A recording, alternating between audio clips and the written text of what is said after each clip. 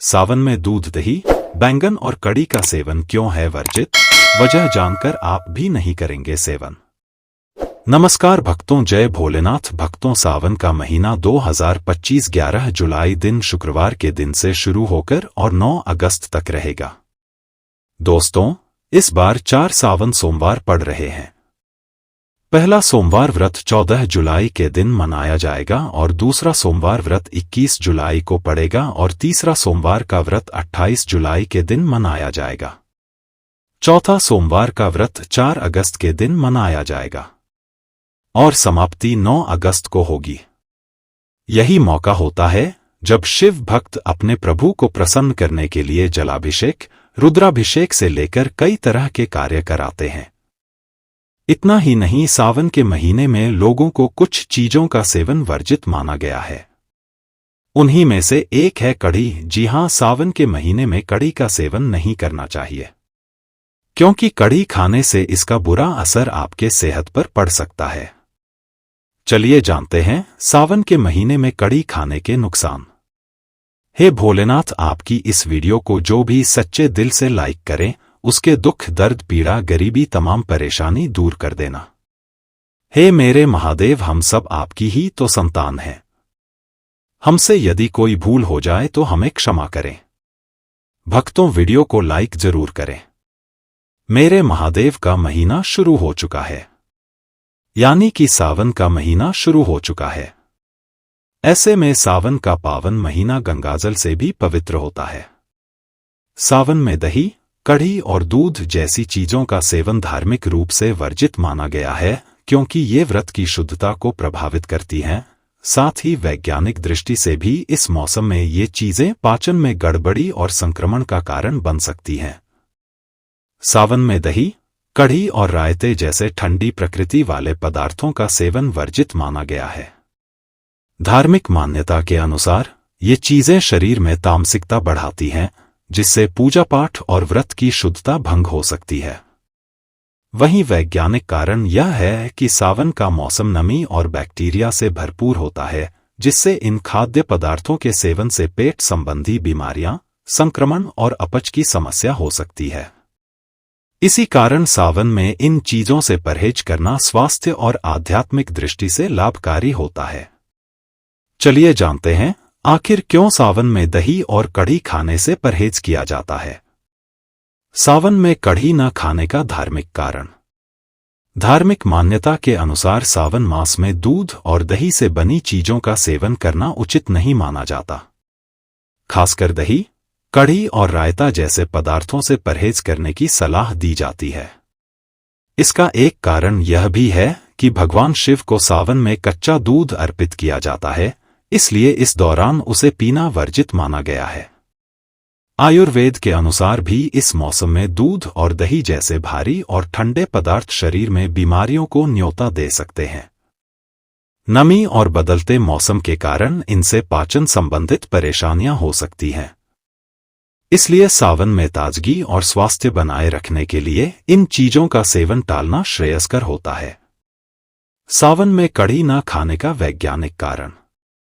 सावन के महीने में दही और कढ़ी जैसे खाद्य पदार्थों से परहेज करने के पीछे वैज्ञानिक कारण भी हैं।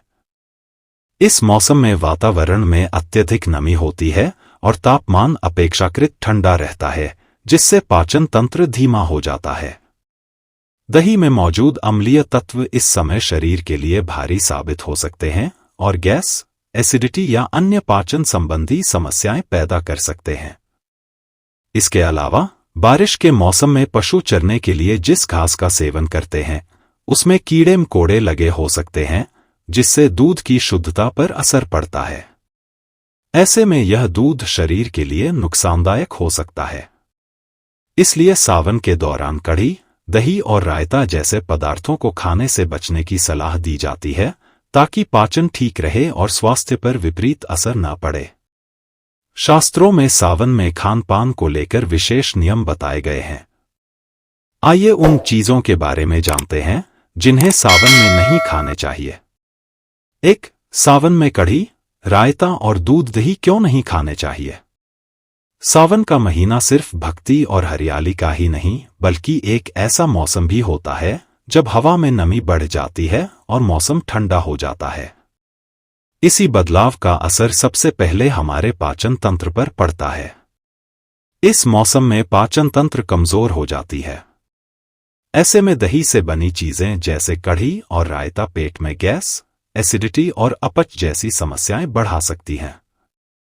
इसके साथ ही सावन में हर जगह घास तेजी से उगती है, जिन्हें गाय भैंस चरती हैं, लेकिन इस घास में कीड़े मकोड़े और बैक्टीरिया होते हैं जो दूध की शुद्धता को बिगाड़ सकते हैं। ऐसे में दूध या उनसे बनी चीजें खाने से इन्फेक्शन या पेट संबंधित समस्याएं हो सकती हैं। इसलिए सावन में दूध, दही और कढ़ी न खाएं। 2.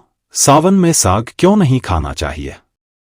शास्त्रों के अनुसार भगवान शिव जी को प्रकृति से बेहद प्रेम है, इसलिए सावन के महीने में हरी पत्तेदार सब्जियां खाना अशुभ माना जाता है। कहा जाता है कि ऐसा करने से भगवान शिव जी नाराज हो जाते हैं। उधर दूसरी ओर वैज्ञानिकों का मानना है कि सावन के महीने में हरी पत्तेदार सब्जियां खाने से पित्त और पाचन जैसी समस्याएं होने लगती हैं, जो स्वास्थ्य के लिए नुकसानदायक हो सकता है। 3.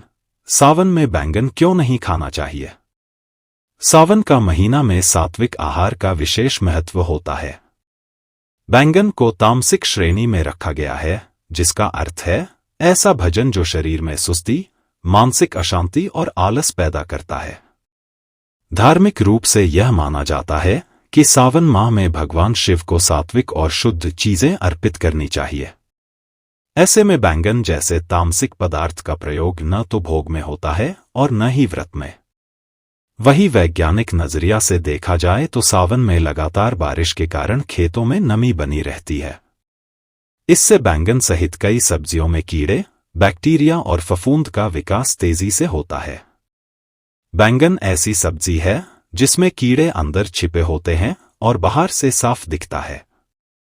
बैंगन के उत्पादक में कीटनाशकों का अत्यधिक प्रयोग किया जाता है, जो स्वास्थ्य के लिए नुकसानदायक हो सकता है।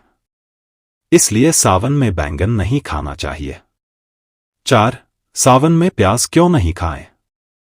सावन का महीना सिर्फ व्रत और भक्ति का ही नहीं, बल्कि तन, मन और भोजन के शुद्धिकरण का भी माह माना जाता है।